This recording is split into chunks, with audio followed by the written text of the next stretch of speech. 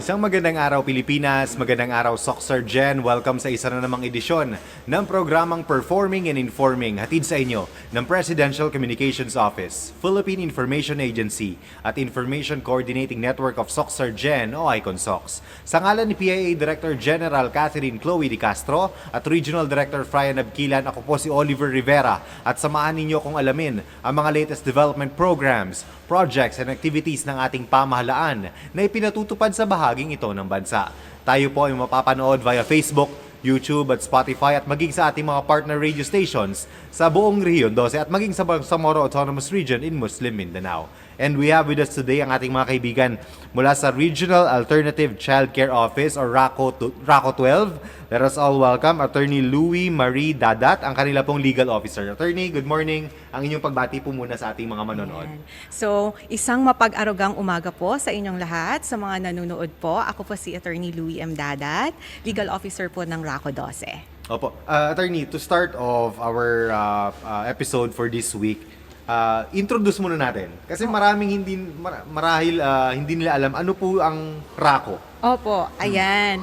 So, thank you very much actually sa pag-invite nyo din. So, ang RACO 12 po is actually from the NACC. Ayan. Okay. So the National Authority for Child Care. Kami po ay affiliated office po ng DSWD. So, kami po ang pinaka-bago po at pinaka-batang anak po ng DSWD. We just turned 4 years old po last January this year po. Ayan, nag-celebrate po kami ng anniversary po namin. So, RACO 12 po is facilitates po yung all adoption and alternative child care services po. So, hindi na po siya judicial process. It is now an administrative process by virtue of your Republic Act 11642. Yeah. Ayan po. And also, isingit ko na Sige din po. po. So, we have actually a lot of laws po na aming ini-implement. So, we have your inter-country adoption. We also have your Simulated Birth Rectification Act. We also implement your Foster Care Act as well as your Foundling Recognition Act. Attorney, sino po yung head natin ng NACC? Hi, ayan po. Sorry po. Ayan. So, the head of our office is Executive Janela Ejercito Estrada, of course. And then for RACO 12? For RACO 12 po, we are headed by our OIC, Social Worker 4 po, Jollibel Arrogante po. Opo. Attorney, na-mention na po niyo kanina, quasi-judicial na po ang Yes RACO. po, Sige po, ayan. can you So explain sige, further on that i-explain po? po natin. Okay, so nag-transition po kami by virtue of our law, 11642, from judicial process, naging administrative process na po siya. So by virtue of that po, naging quasi-judicial po ang NACC. So Meaning? ibig sabihin po, kami na po ang ang korte, hindi na po ang regional trial court. So quasi-judicial ibig sabihin parang korte. Ganyan. So quasi-judicial, quasi-parang. Okay. Kami na po ang parang korte that will decide on all adoption, foster care, declaring a child legally available for adoption. Opo. Yan po ang ibig sabihin ng quasi po. Attorney, prospective adoptive parents, hindi na nila kailangan mag-hire ng lawyers ngayon to file a petition. Yes po, ito rin po yung kinagandahan ng ating Pagiging batas. quasi, no? Yes po, kasi since administrative na po siya, Yes. ang kaakibat nyo po actually, kasama nyo from day 1 hanggang sa paglabas po ng Certificate of Finality ng inyong Order of Adoption is yung social worker po ninyo. Okay. So may Ayan. assigned social worker for po. each case na Yes po. i-handle. Upon the filing of your petition before our office, meron pong assigned na social worker na gagawa po ng case study report po nyo. Siya po ang kasama nyo sa case management nyo, sa case build-up po ninyo, para po magawa yung social study case report po ninyo. At siya din po ang kasama nyo na gumawa ng petition. So you do not need a lawyer here, you do not need to pay acceptance fees, representative fees, wala po siya. The only role of a lawyer sa adoption process po ay siya po ang mag-notarize ng inyong petition. So, the one who will represent you sa quasi-judicial court will be Yes. your social worker and yourself. Okay. So, Ayan. mas pinadali na po ng gobyerno Yes natin. po. Attorney, isa rin po sa mga under sa functions ninyo is yung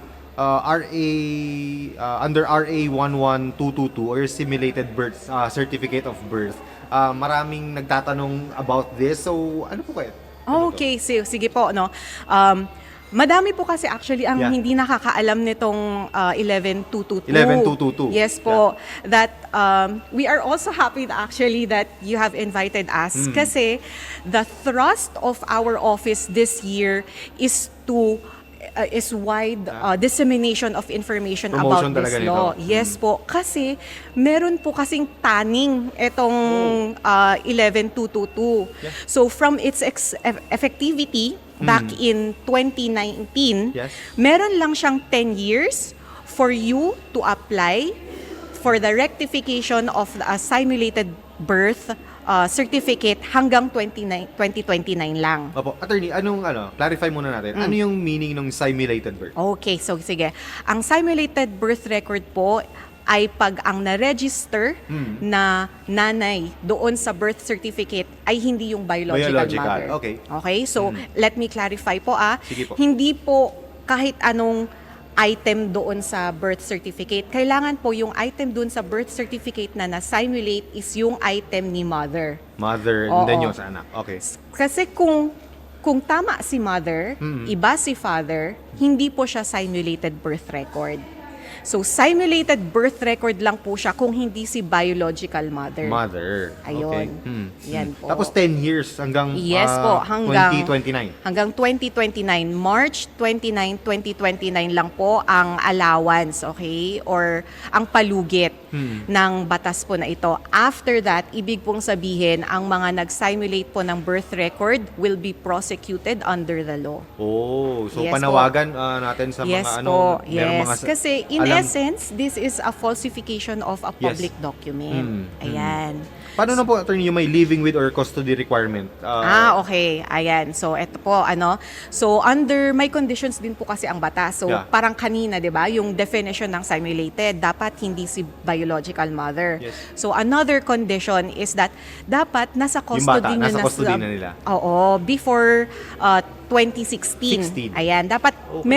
merong kang 3 years living with requirement Okay. with the child and with yung mga nag-simulate po, dapat 3 years po yan bago yung 2019, yung effectivity po ng law. So Ayan. 2016. Kasi dapat, meron silang parent-child relationship, di ba? Hindi na bago lang talaga Opo, na. hindi po yung, sinimulate ko 2018, ganyan, or a day before the effectivity. 2019, huh. Oo. Ngayon mo sinimulate, tas bukas nag-effective yung Yeah. law. So, Hindi hindi. po ganun yon. Kailangan meron pong relationship na na-build. Before ng... Oo, para po qualified ka under the law.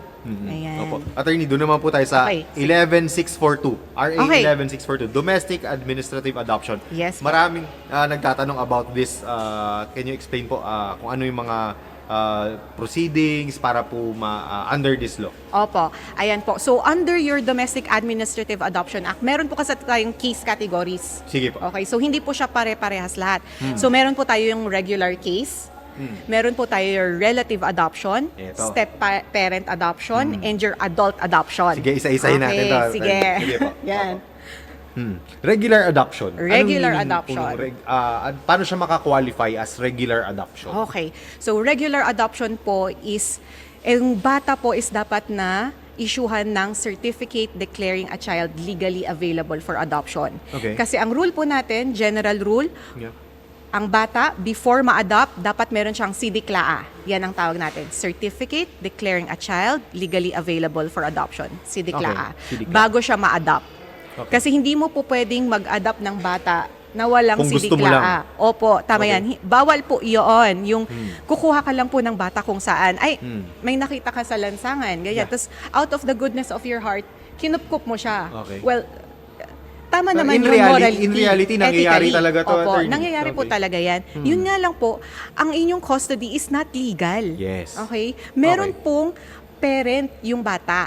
Ayan. Kung saan man po yung parent, ayan ho. So, during the CDCLAA process, na pagdadaanan po ng bata yan, Yeah. process po yan ng bata. Hindi po yan process ng Ng prospective adoptive, adoptive parents. Okay?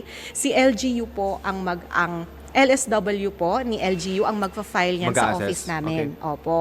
So, kailangan merong dapat exhaustive efforts na mahanap yung parents ni bata bago siya ipa-adopt. Okay. So, once na-issue na ng office namin ang sidiklaan ng bata, on the parent side naman, Opo. okay, kailangan niyang mag-apply as a prospective adoptive parent. Hindi po siya kaagad na petisyon. Okay. Sige. Ganyan po. So, pag na-approve na po yung application niya as PAPS, meron po kaming isang committee po, yung RCPC po namin na meron pong multidisciplinary team of experts na ima-match po yung available PAPS sa available children issued with CDCLA. So, hindi ibig sabihin, attorney, na kung ikaw ang sample, yun yung ano natin, situation natin kanina, may nakita kang bata. Opo. Hindi ibig sabihin na kung nag-file ka, pwede na kaagad. Yes po, ayan po. Bawal po ang pag-shopping ng bata, Yes, Bawal po 'yan. So, kung may nakita po kayong bata, okay, kinupkup nyo, Ano yung proper? Ano yung i-surrender. proper natin na Okay. process regarding this? Kasi meron tayong mga instances na meron nakikita iniiwan sa mga public places, Yes mga po. terminals, Yes ganun po. Ayan po. So, the right process po is to surrender, okay, the child Yeah. sa LSWDO po ninyo.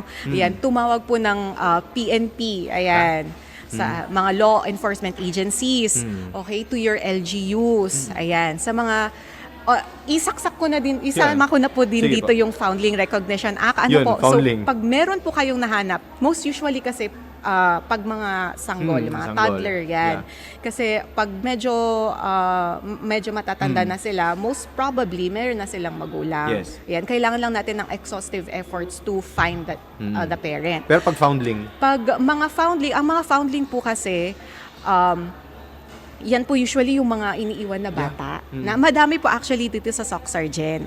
Ayan. So, the right process po is isurrender po natin sila sa mga tinatawag nating safe havens. Meron po dyan your church, your hospitals, the LSWDO. Ayan po. So, once you surrender po sila, doon na po gugulong yung process. Yung process, okay. Opo, ayan. Opo. So, wag nyo po silang iuwi. Ano po? I-surrender po natin sila ng maayos. Ayan. Because, hindi po natin alam, baka meron pong naghahanap sa kanila na mga magulang. Ayan and then po. para dumaan din sa tamang process Yes on po. how, kung gusto man Oo. nila i-adopt, so dapat doon tayo dadaan sa tamang Yes process. po. Another issue na common din po sa atin dito, attorney, is yung relative adoption. Oh, yes. Oh, Okay. maraming cases na ganito. Yes. Ano po yung tamang gawin regarding this? Okay. So balik tayo dun sa general rule ko kanina, Sige. 'di ba? Dapat mag-issue ng sidiklaan. Opo. Hindi kaagad-agad na-adapt ang bata. Okay. However, meron tayong exceptions. Okay? So hindi natin kailangan ng sidiklaan for relative adoption, Oh. step-parent adoption, and adult adoption. Bakit? Okay. Kasi meron tayong biological ties with the With the Paps. child. With the paps and the Oo, child. Sige. ayan. So, pagdating sa relative adoption, meron po tayong dalawa. Sige po. Meron yung adoption of one owns non-marital child. Anak mo sa pagkadalaga. Okay. Pagkabinata. Ganyan. And then you want to elevate their status to legitimacy. Legitimacy. Ayan. Okay. So, pwede po yan. And then, the second kind is yung relative adoption proper ang tawag namin. So, within the fourth degree of consanguinity and Fourth. affinity. Okay. Ayan. So, pwedeng uncle, lola, pinsan, ayan, great-grandparents. Hanggang ayan. fourth degree. Hanggang fourth degree of consanguinity. Paglabas po ng fourth, sidiklaan na po siya. Oh. Balik po tayo sa general rule. So, Ayan. tapos, attorney, ano natin dun sa relative adoption? Kasi ito yung usual, tanggapin natin, ito yung usual na Yes nangyayari po, talaga opo. na Madami din po kaming cases. May daming cases na binabantayan natin Yes sa po. Socsargen. Yung tamang process niya, paano po, attorney, sa relative adoption? Okay, sa relative Pagbuntis. adoption po. Pagbuntis, ayan. Okay. So, as much as possible, pagbuntis pa po si mother, Oo. kina-counsel po namin na Yeah. do not make rash decisions. Yes. Lalo na po pagkadating sa Adoption. pagpapaampon ng inyong sariling anak. So we tell them, ma'am, pag-isipan nyo po muna pagkatapos nyong manganak. Yeah. Ipalabas nyo po muna yung bata. Kasi wala pa po kayong nabibuild na Relationship. parent-child relationship since nasa loob pa po Sinapupunan pa, yung bata. Ayan. So as much as possible po.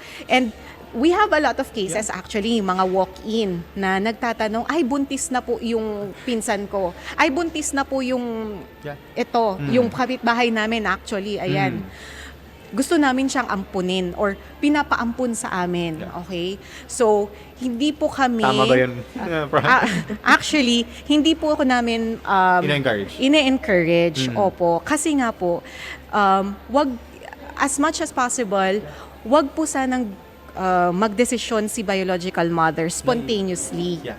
Ayan, na wala pa ho lahat ng facts, hindi niya pa nga po na ilalabas yung bata. Paano po pag nilabas niya is Tapos doon nagbago nag-rise yung mga feelings niya as a mother. And then ngayon si Pops naman, sa side ni Pops, Nakaprepare. nag-invest na siya emotionally Oo. doon sa habang nasa loob pa yung bata. Paano naman siya? Yeah. 'Di ba? So for parents who want, or for couples or for single individuals, kasi yung batas natin is not limited only to married couples. Pwede for single Okay. and for Then pwede the as well as for LGBTQ communities. We welcome you to foster and to adopt. So ayan. So paano naman po sila kung nakapag-invest Invest na na sila? sila. Ayan. So kung Time. gusto nyo pong mag-adopt, let us do it through the legal process. Punta po kayo sa office namin. Come visit us and ask. Ayan. Sige po. Another po, attorney, is yung stepchild adoption. Okay, Opo, ayan. ito is, ano yung situation ito? So for step-parent-child adoption naman po, ito po yung gustong ampunin ni step-parent yung anak ng asawa niya. Okay. From the previous marriage. Kasi itong batang ito is kasal with is marital child. Yeah. Ayan. So, ang magiging petitioner lang natin dito is iisa, si step-parent Si step-parent. lang. Kasi sa adoption of one owns non-marital child, silang dalawa. Okay. Pwedeng silang dalawa kung may asawa na si mother. Opo. Last, attorney, is Yes yung po. si adult adoption. Ayan. Ibang process naman to si adult Okay. adoption kasi adult na to. Sige Opo, po. ayan po. So, meron din po actually tayong conditions for adult. Sige po. Ayan. So, for adult adoption, dapat bago ka nag-reach ng age of majority, which is 18 here in the Philippines, dapat nasa custody ka na ng iyong prospective adoptive parents kasi dapat meron silang parent-child relationship. So, hindi po yan yung ibig sabihin na kung adult adoption, it means the literal meaning of the adult. word. Na parang, kunyari, ako gusto kong i-adopt gusto ko tayong ampunin. Hindi po yon kasi at least nakapag-aral ka na. Ayan. Hindi ko na kailangan ikaw pag-aralin. Hindi po ganun yon. Dapat lumaki po sa inyo ang bata. Okay. Bago po siya naging adult, para po pasok kayo sa adult, adoption. Okay. Opo. Doon naman sa attorney, may age ba na requirement para maging pop? Okay. Wala po. Wala po yan sa qualifications namin. Ang Okay. qualifications po namin ay dapat Filipino citizen of legal age, of good moral character, you have a financial ability, ganyan. Yun lang po ang aming requirements. So, no age limit so long as kaya nyo pong mag-provide and be a parent. Opo. Doon naman sa mga pop, attorney, pwede ba silang mamili ng gender ng child na gusto nilang ampunin? Okay. So, as of now po, pinagbabawal na siya. Okay? So, ang preferences lang po na for the PAPS is yung age and yung health status po. Okay. So, regarding gender, Hindi na po. Kasi, on the basis na pag ikaw po ay nabuntis, hindi mo naman po mapipili yung gender ng anak mo. So, ine-emulate din po namin siya dito sa administrative adoption. Opo. Baka meron pong attorney, case na, for example, na okay na lahat ng process, andun na sa kanila yung bata, nagbago yung isip, pwede bang ibalik? Ayan, okay. May case na ba tayo na ganito? Wala pa Wala naman pa po. naman. At wag na naman Fortunately. Oo. Ayan. So, magagaling ang mga social worker natin Yeah. na mag-assess ng And prospective then, namamatch adoptive talaga nila. parents. Opo. Yes. Oo. Ayan. So, if you are not ready for parenthood, hindi po kayo i-recommend ng ating social workers sa RCPC members. Ayan. So, ang tinatawag po natin dito is rescission of adoption. Ayan. So, pag si parent po, nakalabas na ang order of adoption, hindi na po pwedeng ibalik si bata. Like parang, ang Ayoko sama na. ng ugali. Oo. Masyadong makulit, hindi ko kaya. Ganyan. So, hindi po pwede. Bakit? Kasi one of the consequences of adoption, or not consequences, sorry, one of the effects of Effects. adoption is the severance of the biological ties from the biological parents So- and the transfer of parental authority from the biological parents to the PAPS. Ayan. So, ano pong ibig sabihin nun? Ibig pong sabihin, lahat po ng roles and obligations under the family code ay nasa PAPS na po. Okay? So, kung makulit si bata, makulit talaga siya. Role niya na yun as Role niya. na parent to Oo. discipline mo. Yes, oo. How about naman po, baliktad, attorney? Si bata gustong bumalik sa ano? Ayan. So, actually, meron po tayong cases na gano'n Ganito. sa national, National. na Okay. gusto niyang i-rescind Rescind yung yung kanyang order of adoption. Kasi Okay. yung biological parents niya, mayaman na. Oh, Ayan. okay. So, hindi siya, nasa judicial process pa ito noon. So, hindi Okay. siya pinayagan ng court kasi hindi po iyon ang grounds ng rescission of adoption. So, we have specific grounds. And kung hindi pasok po doon, hindi po siya ma-rescind. So, isa doon is committing a crime against the adoptee. Ayan. Opo. Ano pa ba? Doon naman po, attorney, sa ano po? Illegal adoption. Pwede ba siyang mag-ano to child trafficking? Yes po, ayan. Kasi, Mabigat na kaso to. yes Opo. po, non-bailable po ang child Oh. trafficking. Actually, trafficking in general is non-bailable. Hindi pa po kayo humaharap sa judge. Hindi pa po Oo. kayo humaharap sa judge, nasa kulungan na po kayo, hindi po kayo papayagang palabasin. Maximum sentence ito. Hanggang life po ito. Life. Oh. Yes, Ano po yung hanggang mga life po ito. magfo-fall under the illegal adoption? Okay, so pag illegal adoption, ang pinaka mataas po na statistics natin is independent placement. Ito po yung, Ano pag sinabi pong independent placement is, pag yung bata is binigay lang po sa inyo Yes. without going through the legal process. Yeah. Or yung sinasabi natin kanina, yung example kanina na kinupkup lang natin Opo. from the lansangan. Out of the goodness of your heart, sige po, okay po. Pero hindi po siya legally correct. So, pwede po siya actually mag-fall under independent placement. Kasi anything anything po na napunta sa inyo ang bata without intervention ng gobyerno, papasok po siya sa independent placement. Opo. Attorney, curious lang ako, paano sila nare-register? Sino po? Yung, for example, illegal placement, paano nila nare-register birth certificate? And ano? May lumulusot ba pa rin ba na ganito? Actually, now, wala na masyado. Okay. Okay. Dati meron pa. Opo. Pero ngayon wala na. Very strict na po ang LCR as well as your PSA. Lalo na po pag delayed registration yan. O, kasi yun yung question natin. Sa delayed registration, paano nakakalusot na, pinapangalan na agad yung Opo. bata sa kanila? Opo, yun nga po ang question natin. Yeah. And I think this is something na mas masasagot ng Yeah, LCR, LCR. PSA. Yan. Kasi doon po kasi nangyayari yon. Opo. Another option, attorney, is foster care. Meron din pong foster care. Under din po sa RACO ito. Yes po. Kami din po ang nag-facilitate, nag-i-implement ang provisions of foster care. So, foster care is essentially a temporary planned placement. Okay. So, bakit po nangyayari ito? So, dahil po siguro si bata is going through the CDCLA process. Yeah. Okay? Or going through Para adoption magkaroon na ng process. ano. Opo, ayan. Or yung biological family niya po are experiencing difficulty. Ganyan. So, Okay. inilipat po muna si bata sa licensed foster parents. Ayan. Opo. Attorney, medyo marami na tayo na-discuss. Baka meron pa po kayong ibang topics na gustong i-share sa ating mga viewers before we end our program po. Ayan. So, marami po Tapos na tayo actually sa founding. Tapos na tayo Oo, sa founding na ano marami natin. po Pero, tayong sige po. batas na Sige po, meron pa pinag-usapan tayo. ngayon. And Oo. I'm sure na hindi po kasi ganun ka-detailed Yeah. yung ating Discussion. conversation. So, if you have any questions and clarifications, kasi technical po ang adoption, do not be afraid to visit us in our office here in Coronadal City. Ayan po, nahanap po kami sa Google Map. Ayan, Yeah. so RACO 12 po. Or if not, you could visit our Facebook page, RACO 12. or email us. We have contact details there.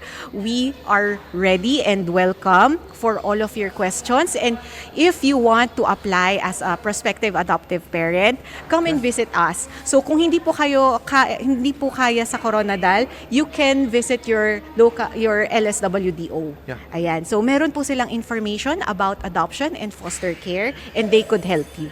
Opo, attorney, additional lang. Meron ba tayong mga dito, child care centers na Yes doon po. nakalagay yung mga natin prospective na pwedeng i-adopt? Yes po, actually. We have residential care facilities. Yun, residential care So, facilities. yung mga bata po doon, mostly Foundlings. foundlings or surrendered or abandoned children going through the CDCLA CDCLA process. process. Sila po ang papasok ngayon sa regular adoption.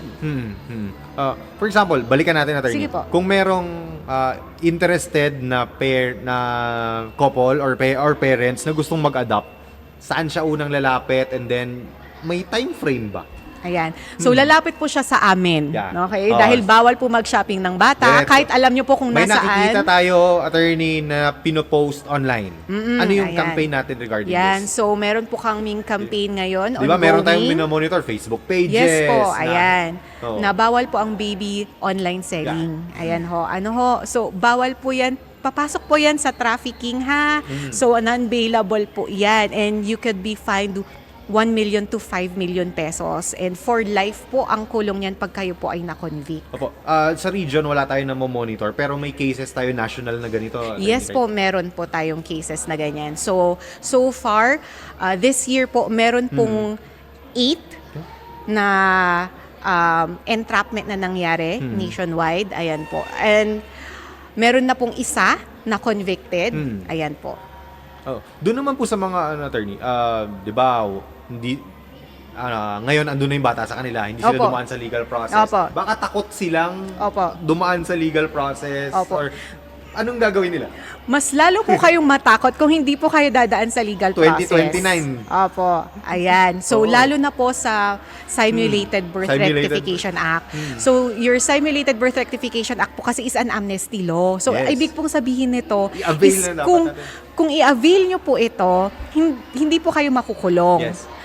Kasama din dito po yung nurse, doktor, yung midwife na nag-sign po doon sa birth certificate. Okay. So, ang kinakatakot kasi usually ng mga nag-simulate ng birth certificate ng birth certificate is makukulong sila, pero hindi. Okay. May amnesty. Because you went through the legal process. Yes. Ayan. Oo. So, Ayusin lang talaga natin. Opo, ayan po. Sa For the tamang best daan. interest of the child din po. Yes. Kasi po, since simulated po yung birth certificate ng bata, ibig sabihin, fake yung identity Yes. ni child. Oo. So, ibig sabihin, wala siyang identity. Okay po? Para na rin so, sa bata. marami din pong consequences pag walang identity si bata. Mm. So, as a parent na nasa inyo na ang custody si child since birth, since sinimulate po nyo nga po yung birth certificate niya, idaan po natin i-legalize natin yung kanilang custody sa atin. Opo. Intensified, na-mention natin kanina, attorney, intensified yung ating Opo. efforts Yes against sale po. of children online. Partnership natin with PNP. Tama po ba? Multisectoral din. Multisectoral din po, sir. Ayan po. Multisectoral yung partnership natin na talagang bawal ang online selling ng Yes mga po. Opo. So, once po na may nakita kaming ganito, nire-report po namin sa kanila. And we also ask for your help na pag may nakita po kayong posts na ganito, i-report nyo din po sa police. Or if not, your LSWDO po. Sige po, maraming salamat sa ating guest. Medyo naubusan na tayo ng oras. Final words po ninyo sa ating mga viewers, attorney. Alright. So, ayan nga po, idaan po natin sa legal process yung pag-a-adopt kung meron na pong bata sa atin. Come and visit us. Okay, wag pong matakot. Ayan, dahil libre na po ang services namin. Hindi nyo po kailangan ng abogado to represent nyo. Ang kailangan nyo lang po kayo and your documents. So, punta po kayo sa office namin or to your LSWDO to give you advice and to give you help. So, thank you very much po. Additional, free ang services ni Rako. Yes po. Wala pong bayad sa offices namin. Okay? So, ang babayaran nyo lang po is yung mga documentary requirements na kukunin nyo po in other agencies. Sige po. Thank you very much sa ating guest, ang legal officer ng Regional Alternative Child Care Office sa Region 12, sa Attorney Louie Marie M. Dadat. Sa ngalan ni PIA Director General Catherine Chloe Di Castro at Regional Director Fryan Abquilan, ako po si Oliver Rivera. Maraming salamat at isang magandang araw, Soc Surgeon.